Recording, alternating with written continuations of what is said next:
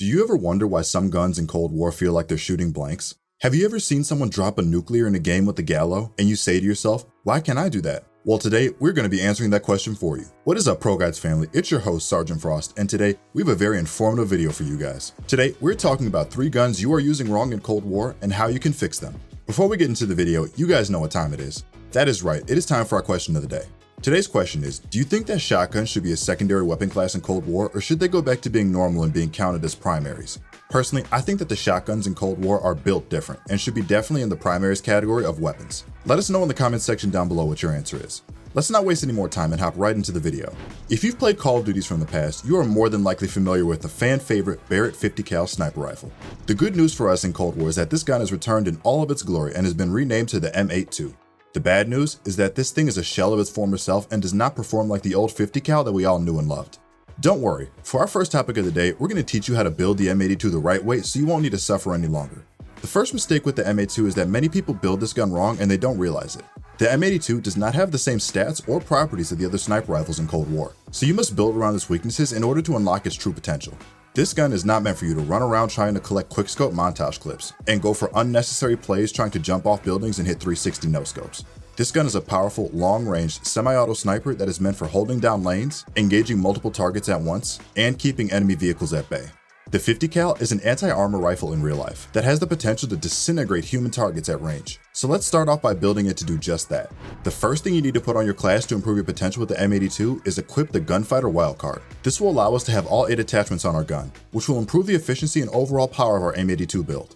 All the attachments we are equipping will be focused on maximizing the M82's long-range damage and bullet penetration capabilities. The first attachment we need to accomplish that goal is the Ultra Zoom Custom Sight. This is the max level variable zoom scope in the game, and it plays right into the M82's strengths of being a long-range sniper rifle. You can adjust this scope for quick scoping at a close distance, or you can dial it out to hit max distance shots in Fireteam Dirty Bomb or Ground War. The second attachment we will need is a Stabilizer 50 BMG muzzle attachment. The M82 has the highest scope sway out of all the other sniper rifles in its base stats. This will need to be corrected and dealt with if we are going to hit long-range shots, and the 50 BMG muzzle attachment does just that. The 50 BMG attachment improves your idle sway by reducing it by 12%. You might find that this is lower than the other attachments, but this attachment in particular has no cons, so it is the overall better choice. For our third attachment, we will need the helpful stats that the 22.6-inch Tiger Barrel provides us. The negative loss of ammo cons will be made up for in other attachments later on, and the nice stats boost of 20% damage, 18% fire rate, and 50% bullet velocity are way too good to pass up. All these stats combined makes the M82 the most powerful long-range rifle in the game. For our fourth attachment, we'll be slapping on the SOF Target Designator body attachment. The 60% reveal distance when ADS makes sure that no one can hide from us, no matter how far away they are. For our fifth attachment, we'll be putting on the Infiltrator Grip on the M82. This attachment gives us some nice movement speed stats back to our operator that we previously missed out on because of how heavy the M82 is. For our sixth attachment, we'll be equipping the 7-round mags attachment. This will negate the cons of the Tiger Barrel, taking away some of our ammo capacity. It will also bring our total ammo count to 6 to negate the loss of the ammo in our original clip. For our 7th attachment, we will be equipping arguably the most important and influential attachment in this build, and that is the Airborne Elastic Wrap. The 12% increase in ADS speed is a godsend, and the plus 90% decrease in flinch is needed to survive gunfights from a distance. For our last attachment, the Raider Stock will help us increase our sprint out times to make sure we can pull up our weapon with the quickness when we are in a pinch or when moving from cover to cover. All these attachments combined helps at covering up a lot of the M82's weaknesses and helps it shine in the categories it's strong in. Stop using the M82 like it's an SMG trying to run and gun, and start using it like it's a long-range tool that can help reach out and touch people at extreme ranges. If you do that, your success with this gun will go up significantly. If you want more help learning about how you can improve your gameplay in COD, make sure to keep an eye out on ProGuides' social medias, our website, and our YouTube channels to learn how you can get access to Call of Duty coaching coming soon. The shotguns in Cold War are a sight to behold. This year they are given the privilege of being classified as secondary weapons, and they are given the privilege of being some of the most customizable shotguns in all of Call of Duty history. With that being said, one shotgun in particular has crept its way up to the top of the meta for close quarters weapons, and has found its way into most of the player base's common loadouts. And that gun is the Gallo. The Gallo is based off the real-life Spaz 12 and functions as a very powerful semi-auto shotgun with good range. But I see many people in game using this weapon wrong. You should be building this thing to one-shot and not act as a glorified close-range DMR. Let's give you guys a build that will one-shot enemies up close and two-shot enemies at range. First off, let's give this gun the most important attachment it needs to become a one-shot monster, and that is the 24-inch Task Force barrel. This attachment will make sure we can max out our gun's damage profile by 84%, which is the absolute max. For our second attachment, we will be adding the SWAT 5 milliwatt laser sight.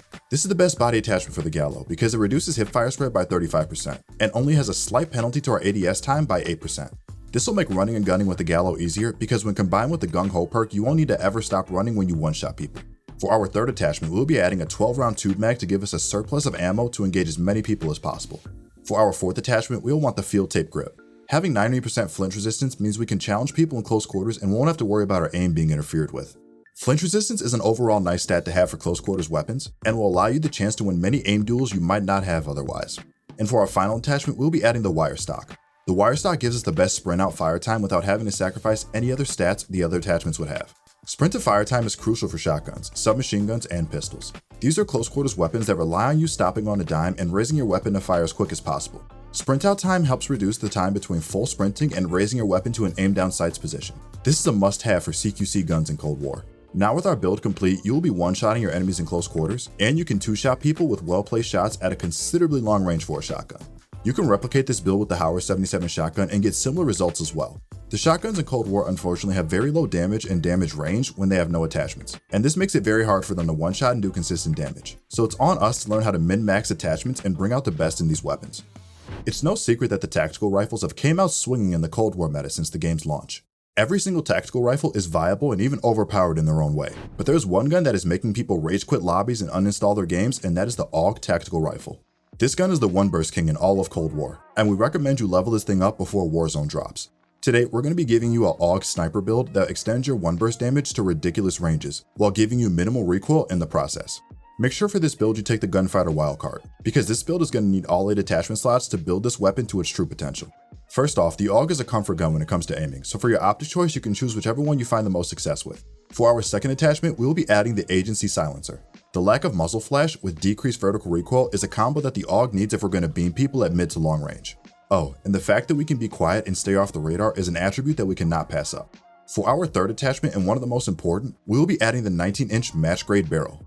The 100% effective damage range increase with little negative drawbacks will really bring out the long range capabilities of this gun, and will make sure our one burst range extends out to some pretty insane ranges. For our fourth attachment, slide on the SOF target designator body attachment. This will make sure no one can run or hide from us, and we will be picking up targets and shooting at them from across the map. For our fifth attachment, throw on a field agent foregrip to take care of all the vertical and horizontal recoil issues this gun has. This attachment is imperative because it makes sure our gun stays on target when we send out multiple bursts in a row. For our sixth attachment, we will need the 45 round speed mag to allow us to reload in a pinch. And the extra 45 rounds means we have exactly 15 3-round bursts in this gun per clip, which is plenty of chances to knock down someone at range. For our seventh attachment, we will need the Serpent Wrap for that snappy aim down sights time. This will make sure that we aren't caught off guard by enemies at close range and at long range. For our eighth attachment, strap on the SAS combat stock for extra shooting and aim walking move speed. We will need this to outstrafe our opponents and swing corners with confidence. This build utilizes all the long range and high damage capabilities that the AUG has. It is called the Sniper AUG build for a reason, so make sure you sit back and selectively pick your targets apart from the opposite side of the map when using this build in game. Well everyone, that's all we have for 3 guns you are using wrong and how to fix them in Cold War.